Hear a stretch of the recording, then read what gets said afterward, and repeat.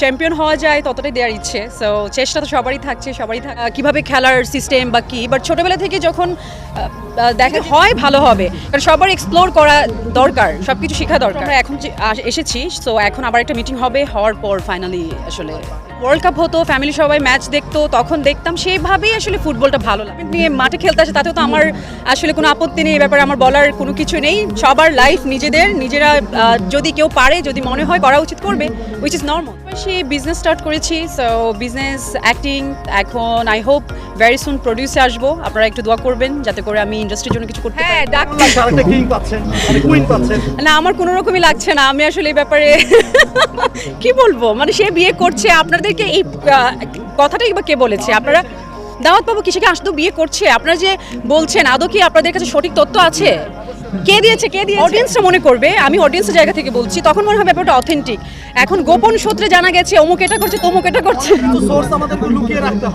আচ্ছা, প্রযোজক বলেছে, তার মানে উনি যেহেতু সাকিব খানের ক্লোজ ফ্রেন্ড, ওকে, তার মানে সত্যতা আছে। সো আমি এখন পর্যন্ত ওই নিউজটি দেখি না। আমার মনে হয় আইনত অপরাধ। সো সেই ক্ষেত্রে তাদের ওয়াইফদের সাথে আপনারা একটু যোগাযোগ করুন, তাদেরকে বলুন আইনি ব্যবস্থা নিতে, রাজকুমারকে ধরে রাখতে। সেটা আমাকে বলে লাভ নেই, he is not my good. এখন এটা তো হওয়া উচিত। আমি অ্যাপ্রিশিয়েট করছি বুবলি ম্যাডামকে যে উনি যদি এই পদক্ষেপ নিয়ে থাকে, একজন নারী হিসেবে তার এটা অধিকার। তার হাজবেন্ড যদি তার পারমিশন ছাড়া আরেকটা বিয়ে করে, সেখানে যদি আইনত অপরাধ হয়, সেটার ব্যাপারে তার লড়াই করা উচিত। আমি যে কি করতাম, যদি আমার পার্টনার আমাকে রেখে অন্য কাউকে চুজ করে, ডেফিনেটলি আমি তাকে ছেড়ে দিতাম। আমি তার কথা কোনো চিন্তাও করতাম না। সো এখন সবার মধ্যে তো ওই ব্যাপারটা নেই, আমি ডেফিনেটলি করতাম না। আমি যদি সেখানে নট অনলি আমি বুবলি, অপুদীপ তাদের ব্যাপারে বলছি, যে কোনো মেয়ে হিসেবে আমার মনে হয় আমাদের যে মেয়েরা বাইরে স্পেশালি কাজ করে, তাদের মধ্যে ওই কনফিডেন্টটা থাকা উচিত। আমাকে রেখে আমার পার্টনার কেন চুজ করবে? আর যদি চুজ করেই, আমি তাকে যেতে দিব। আমি তো এমন কাউকে ধরে রাখতে চাইবো না যে কিনা আমাকে রেখে তার লাইফে অন্য কোনো অপশন থাকতে পারে। অফকোর্স নট, বিকজ আমরা অনেক কষ্ট করে লাইফটাকে এখানে নিয়ে এসেছি, আর আমরা মেয়েরা বাইরে কাজ করে খেতে পাচ্ছি, আমাদের অপশনস আছে। সো আমার কেন কাউকে জোর করে নিজের কাছে ধরে রাখতে হবে যে মানুষটা অলরেডি অন্য কাউকে চুজ করে?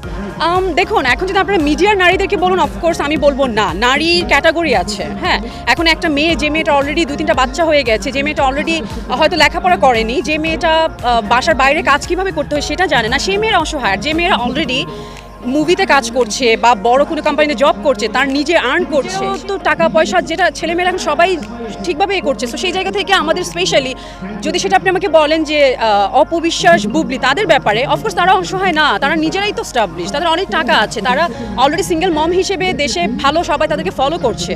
সো আমার মনে হয় না তারা অসহায়। হ্যাঁ, কিছু মানুষ তো অসহায় আছে যারা বাধ্য, সেটা ডিফারেন্ট। কিন্তু আমি সেই নারীদের উদ্দেশ্যে বলবো, আমি একজন মেয়ে হয়ে, যে যদি আপনার সেই নিজের প্রতি যে আমি নিজে কাজ করে খেতে পারবো, আমার সন্তানের দায়িত্ব আমি নিতে পারবো, সেক্ষেত্রে যদি আপনার হাজবেন্ড অন্য কাউকে চুজ করে, তাকে যেতে দিন। নিজেরা ভালো থাকুন, নিজেদের বাচ্চাদের ফিউচার ভালো করুন, কাউকে জোর করে কখনো রাখা যায় না।